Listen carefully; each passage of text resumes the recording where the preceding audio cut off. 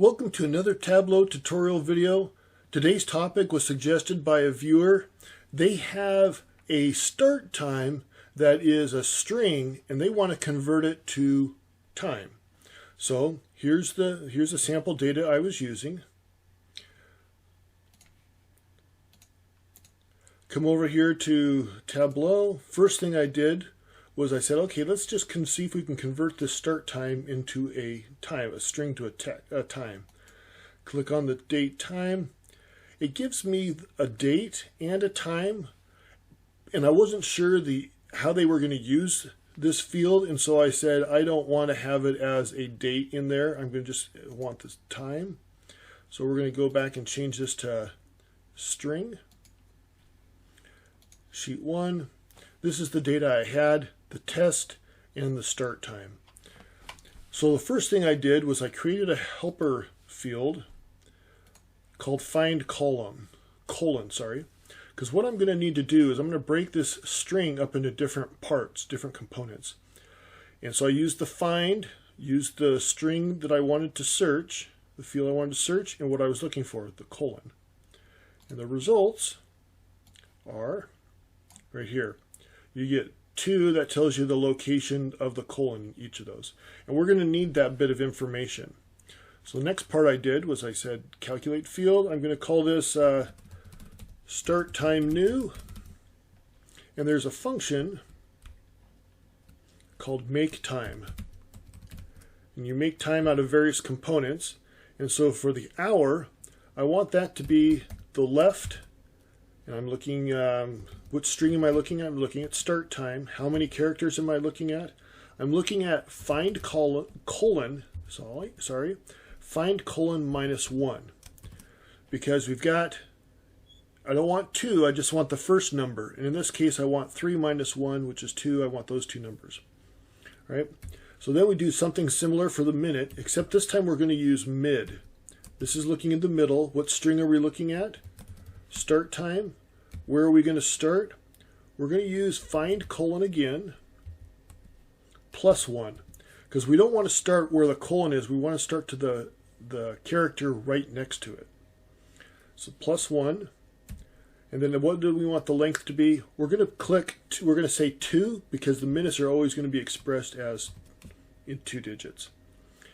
And then the last one is seconds, and we don't really care about those, so I'm just going to put zeros in there. All right, now you'll see down here there's an error message, and it says make time.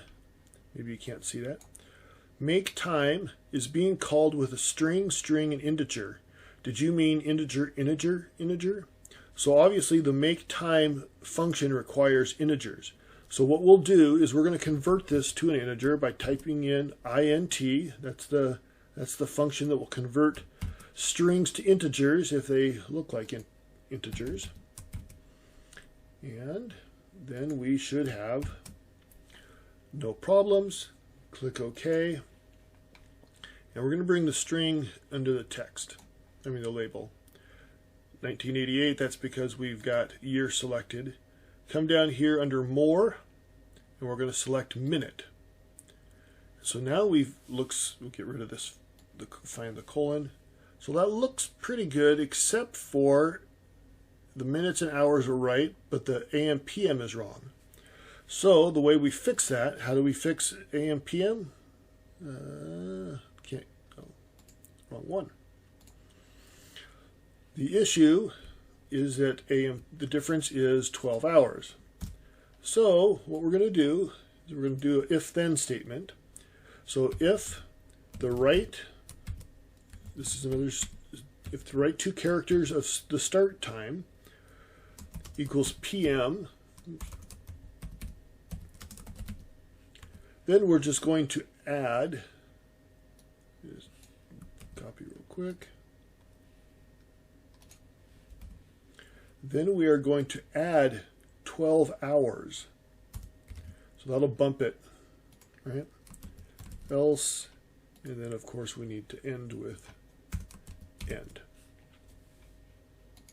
All right, so that's okay. And so now the function is expressing itself correctly. Now, I think it's because I've done this once before, but the way we need to do that is if we come under default properties under date format, we'll come down here to custom, and we have a custom which is hours, colon, minutes, 2 M's, AM/PM. Okay? And that is how we get the AM PM to show up. There you go. Like always, please subscribe. Please leave your comments. I really do use them as ideas for future videos. Enjoy, and thank you for watching.